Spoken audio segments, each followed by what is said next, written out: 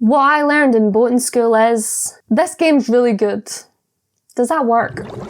SpongeBob SquarePants could strike nostalgia into some of the coldest hearts out there today. People love SpongeBob. I love SpongeBob. I love SpongeBob so much. So much! But regardless of that, regardless of the personal affinity that we have with our absorbent yellow porous friend, SpongeBob sells. SpongeBob sells really well. Slap SpongeBob on anything, you've got a sale. Hello, I like money. Slap SpongeBob onto a video game, you're onto something. Money! So it comes as no surprise that following in the wake of SpongeBob's steady world domination is a hell of a lot of video games. Some great, some... yeah. Battle for Bikini Bottom has long held the title of the best SpongeBob 3D platformer out there. That was until the Cosmic Shake came along. Shook it all up.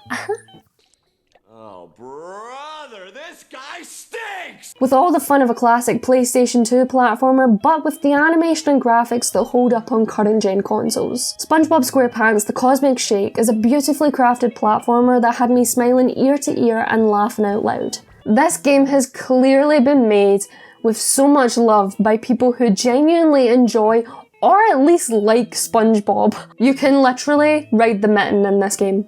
The mitten!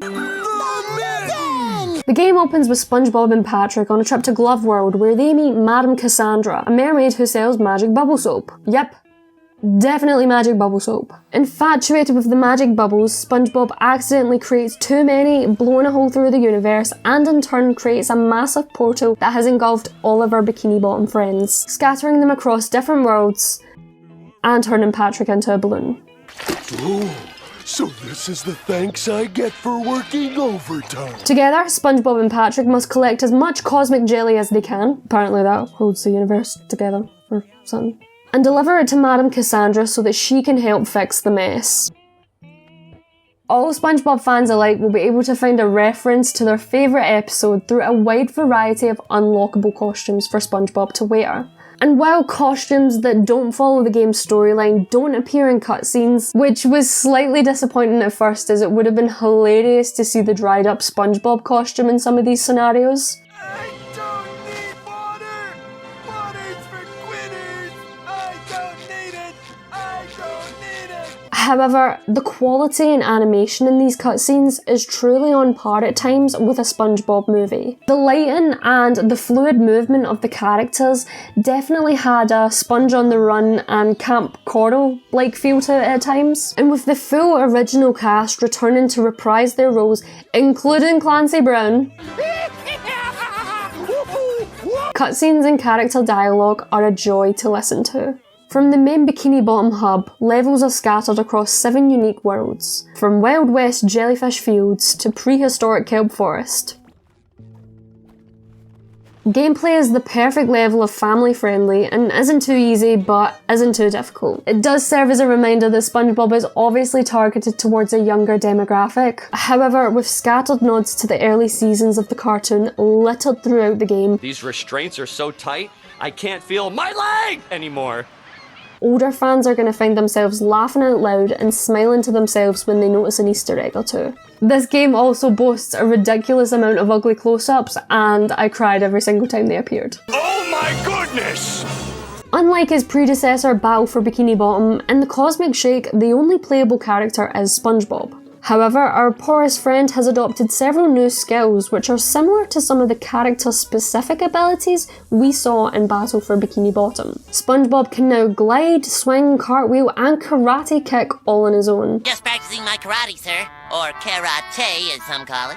The act of running, jumping and using karate as SpongeBob was responsive, fluid, and just overall a joy to play. Another new beautiful addition to this game is seahorses and being able to ride them to travel throughout the main hub and in specific levels. Staying true to Mystery the Seahorse, seahorses don't have a stop button or even brakes, simply an eject SpongeBob button. Because of her mysterious behavior, I have decided to name her Mystery. Regardless, getting to ride a seahorse unicorn, it had me beaming. It's also incredibly refreshing to play a SpongeBob game without robot enemies.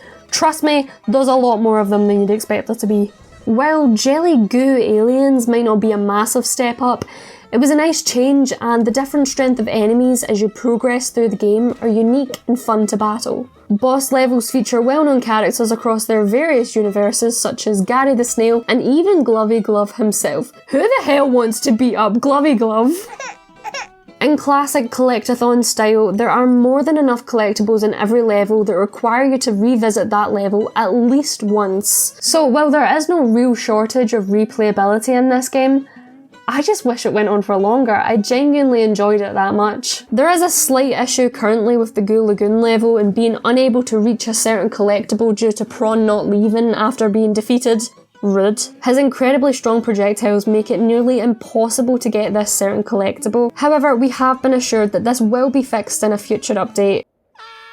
Just a note for you all, as it definitely affected my second playthrough of the game. Alongside the story progression costumes, you collect gold doubloon coins to unlock extra costumes. In classic SpongeBob style, golden spatulas are also there, but unless I'm dumb, I don't remember there being any explanation as to what these golden spatulas are for. They're just there. In previous games, golden spatulas were the main collectibles used to progress in the game, but that's not the case in the Cosmic Shake, so haven't figured that one out yet. Overall, I just had an absolute blast playing the Cosmic Shake. As I mentioned earlier, this game has just been made with so much spongy love, and it's so obvious to see that, especially when you play the game and really see it in action. The developers clearly know their source material and have taken a lot of inspiration from previous SpongeBob games and what made them so great, and have integrated it into one amazing game that had me hooked from start to finish. If you're a fan of SpongeBob, then I absolutely encourage you to add this game to your collection. I think it might become one of your favourites.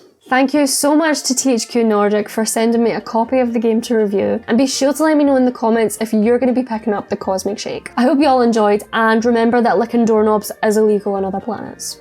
Just so you know.